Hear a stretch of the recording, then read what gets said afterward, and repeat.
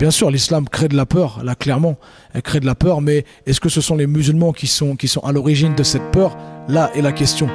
Certaines personnes sont en train d'installer un mythe là, concernant la communauté musulmane, c'est le mythe de l'islamisation, le mythe de cette volonté.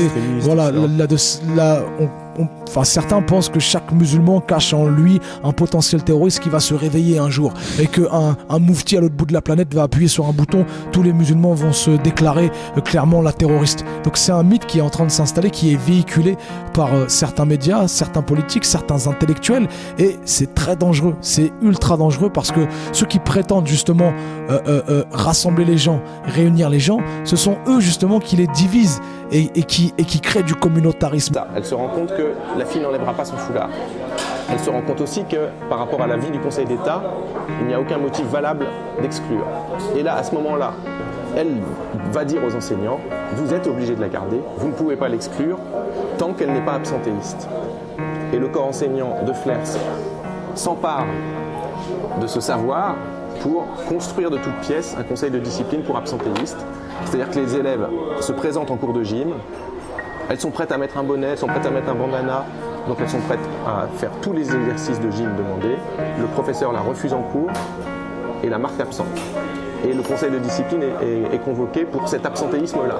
Issu de l'immigration, c'est une étiquette qu'on va se coltiner encore pas mal de temps. Mais en même temps, est-ce qu'on l'a accepté cette étiquette? Moi perso, je l'accepte pas. Chaque fois qu'on me dit t'es un Français issu de l'immigration, c'est pour me la dénominer et me mettre dans une case particulière. Depuis que je suis petite, on m'a jamais comment dire, considérée comme une Française à part entière. On m'a toujours dit t'es arabe, tout ça. Je me trouve en franche opposition avec beaucoup de gens qui sont de ma tendance. Mais en fait, c'est une opposition qui n'a pas lieu d'être, quoi. J'ai pas l'impression que ce soit moi qui me trompe. Parce que la lutte contre les religions, quand on décide de la faire parce que les religions, on considère que c'est aliénant, etc., elle peut pas se faire au mépris des individus. On peut pas dire aux gens que leur religion ça sert à rien, qu'elle est inutile, qu'elle les fourvoie et que donc ils auraient intérêt à l'oublier pour passer à un stade révolutionnaire actif, etc. Donc ensuite, en novembre, moi j'ai été exclue le 21 novembre 1994. Donc je suis passée au conseil de discipline, comme toutes les autres, les 10 autres. Tu peux raconter le conseil de discipline? Oui, le conseil de discipline. Alors là, c'est quelque chose d'horrible, c'est atroce. Parce que, en fait, moi, pendant toute ma scolarité, depuis la primaire, quand j'entendais conseil de discipline, c'était vraiment pour les gens, vraiment les cas du lycée, les gens que je sais pas, qui harcelaient les professeurs, qui les violentaient, qui faisaient du mal, qui troublaient l'ordre de l'établissement, vraiment c'était des gens à problème, des gens qui mettaient des problèmes, qui faisaient des problèmes pour le lycée ou le collège. Mais quand moi on m'a dit que je passais en conseil de discipline, quel manquement de discipline j'ai eu? C'est ça qui est le plus choquant, c'est vous allez passer au conseil de discipline, mais pourquoi? Qu'est-ce que j'ai fait? J'ai rien fait.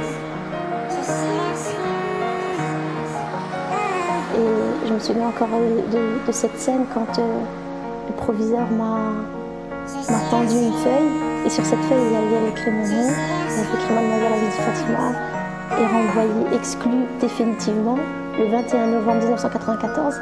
Et en dessous il y avait A, c'était pour marquer l'heure.